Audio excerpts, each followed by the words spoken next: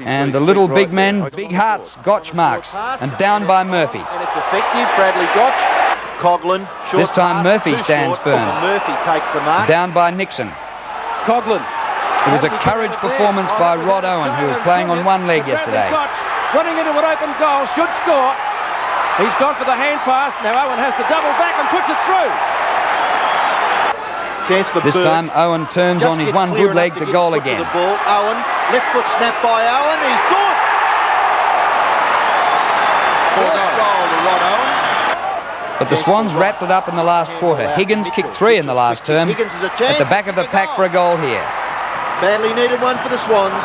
Fires out a blind hand pass. A little toe poke off the ground by Mitchell. Out to Murphy. Mitchell gets it back and goals. From inside 50, should be able to goal from there.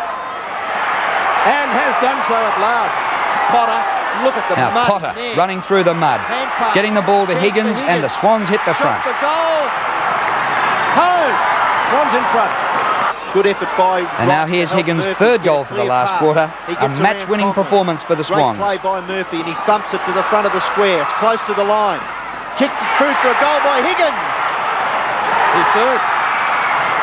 A couple of weeks ago it was Carlton. Yesterday the Sydney Swans, and Malcolm Blight was there.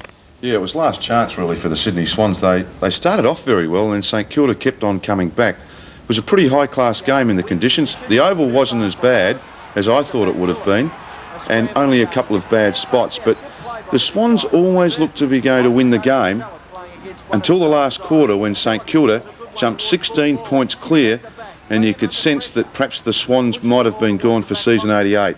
However, as good sides do, they certainly rebounded back and finished off with a pretty impressive win in the end.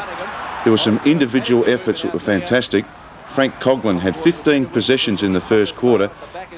It was electrifying stuff and really set the Saints up.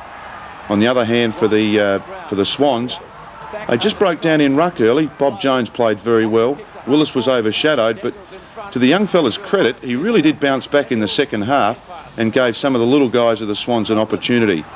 There's Coughlin as he sets up goal. He really was a fantastic game. And Rod Owen, who came in to replace Winmar, ended up kicking 5 goals. Someone claimed that he had a hamstring problem. I don't know too many hamstrings that have kicked 5 goals with a problem. So, all in all, it was a pretty entertaining game.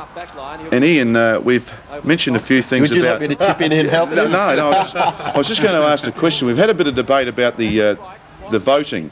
I was just interested in your votes yesterday, that when you looked at the St Kilda side and looking at the press this morning, Bob Jones was given a vote. Would you have given him a vote yesterday? I just want to know from the I thought he was pretty close. I thought he tried very, very hard. And I was interested in what Barras said about North Melbourne. A big guy is usually fairly important in the team, and he struggled very hard. I thought he knocked that other guy just through physique. He really bustled the young fellow out of it. And that's my point, and perhaps that's one of the problems, is as you get tighter and the blokes are smaller, Willis being 6'6" or 6'7", really just did give them more opportunity. And that's what the St Kilda side lacks. They've lost, I think it's 8 games by less than 4 goals for the season. They don't really deserve to be on the bottom, but they just aren't big enough at this stage. Was it almost a slap in the face to St Kilda that the Swans left Healy out and almost paid the penalty? I would have suggested if Gerard Healy was fit, he would have played. I don't know of anything else other than that. There was suggestion that they left him out because it was a slightly easier game and they need him for more important games. Well, too many easy games down in Moorabbin in the wet. Well, I would say that Tom Hafey made some moves yesterday that I thought had a lot to do with the result. Bayes going back to the forward line and Tui back into defence, and they were made at crucial times. I thought those moves were excellent. How about some votes, Malcolm? Our votes are controversial here today. People at home would be comparing them to their opinions. And... Yeah, Rob and I got a lot of money on this at this stage. I gave 1 vote to Dennis Carroll at centre-half back, played very well all day. 2 to Frank Coughlin, a blistering first quarter and then very consistent. And 3 votes to Barry Mitchell, 34 possessions, 4 goals, and just kept on coming. What was Robbo's? Well done, yeah. I wonder who's going to collect the money over that. Boone.